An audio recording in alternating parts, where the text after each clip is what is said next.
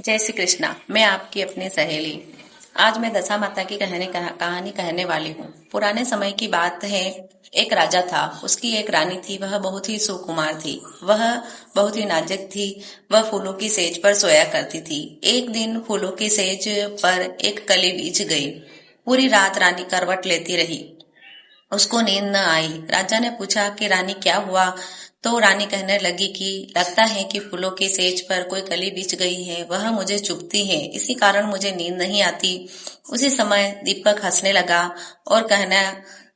तब राजा ने कहा कि दीपक राज, आपके हंसने का राज मुझे बताइए। राजा दीपक कहने लगा कि नहीं, ऐसा कुछ नहीं। तब राजा ने निवेदन किया कि कृपा कर मुझे अपने हंसने का राज बताइए।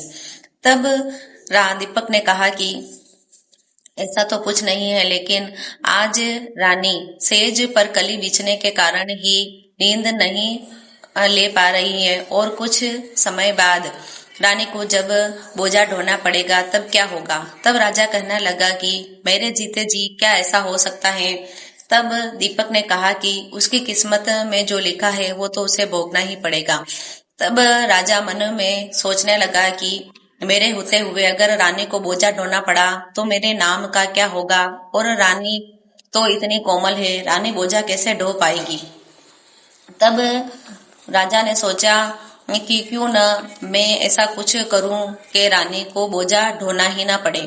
तब राजा ने सोचा कि क्यों न मैं इसे नदी में बहा दूं तो इसे बोझा न ढोना पड़े। राजा ने रानी से कहा कि रानी, तुम्हें बहुत दिन हो गए हैं, तुम अपने मायके नहीं गई। साज श्रृंगार कर लो, मैं तुम्हें अपने महके पहुंचा आता हूँ। रानी ने 16 श्रृंगार किए, गहने पहने, अच्छे वस्त्र पहने और राजा के पास चली गई। तो राजा ने उसको एक बक्से में बंद किया और बीच समुद्र में जाकर उसे बहा दिया। वह समुद्र में बहती हुई अपने ही ननद के गांव तक जा पहुंची। वहां पर उसका ननदोई मछली पकड़ने का काम करता था। तब ननदोई को उसके नौकरों ने जाकर कहा कि नदी में बहता हुआ एक बॉक्स आया है। तब ननदोई ने कहा कि उसे निकालो और मेरे महल में पहुंचा दो। महल में बड़ा सा बॉक्स देखकर उसकी ननद ने सोचा कि पता नहीं इसमें क्या है। तो उसने खोल कर देखा तो उसमें एक बहुत ही सुंदर राजकुमारी सी लगती हुई एक औरत बैठी थी। उसने सोचा कि राजा इसको इस तरह से देखेगा तो इसी से विवाह कर लेगा। तब रानी ने उसको उसके सारे वस्त्र गहने खुलवा कर उसे एक मैले कचूले कपड़े पहनाकर फिर से उसी बॉक्स में बंद कर दिया।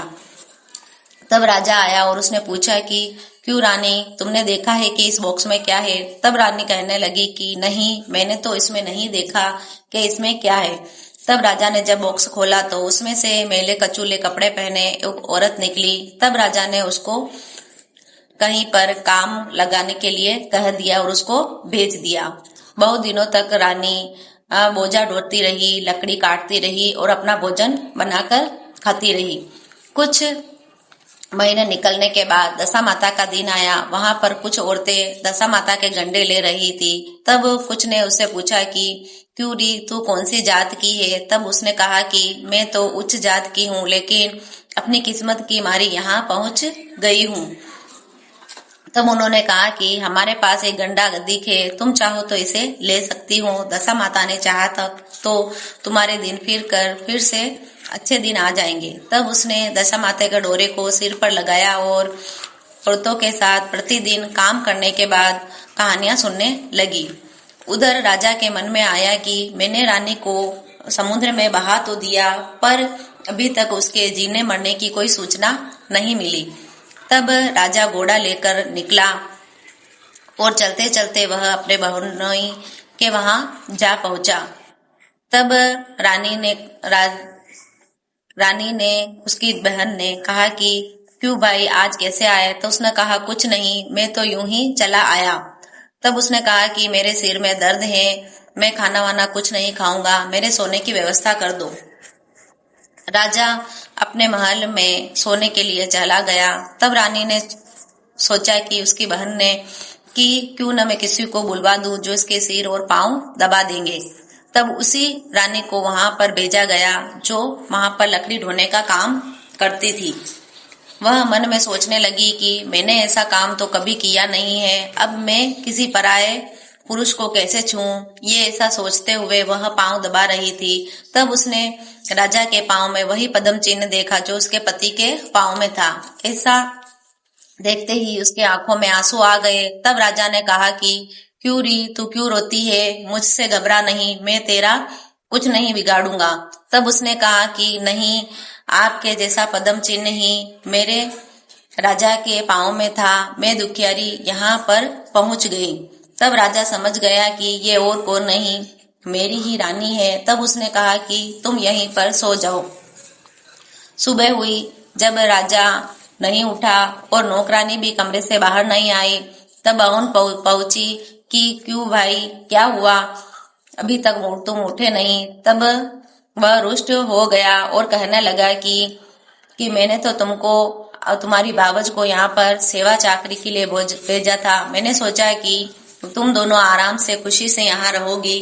तब वह बोली कि भाई, आपने तो कोई सूचना नहीं पहुंचाई कि भौजाई आ रही, तो मुझे कैसे पता चलता कि ये भौजाई है? तब राजा ने कहा कि कोई बात नहीं, कुछ दिनों तक वह वहां पर रहे आराम से। फिर राजा रानी दोनों रवाना हुए। 10वें दिन तक राजा रानी दोनों अपने ही शहर में आ पहुंचे। तब रानी ने कहा कि राजा जी, यह और कुछ नहीं, मेरी दशा रानी की कृपा है। आप गांव भर में ढिंडोरा पिटवा दीजिए कि सभी औरतें दशा माता का गंडा लिया करे, 10 दिन तक कथा कहानियां सुना करे, 10वें दिन दशा माता की पूजा करें, मनोती माने, मनोती पूरी होने पर 10 सुहागिनों नौत कर उनको भोजन कराएं और सुहाग के समान देवे। तब राजा जी ने पूरे शहर भर में ढिंडोरा पिटवा दिया। तभी से सभी जगह दशा माँ होली के दूसरे दिन से दशा माता के 10 दिन तक कहानियां सुनी जाती हैं और 10वें दिन दशा माता की पूजा की जाती है। जय हो दशा रानी। जैसे रानी को फल दिया वैसे सबको देना।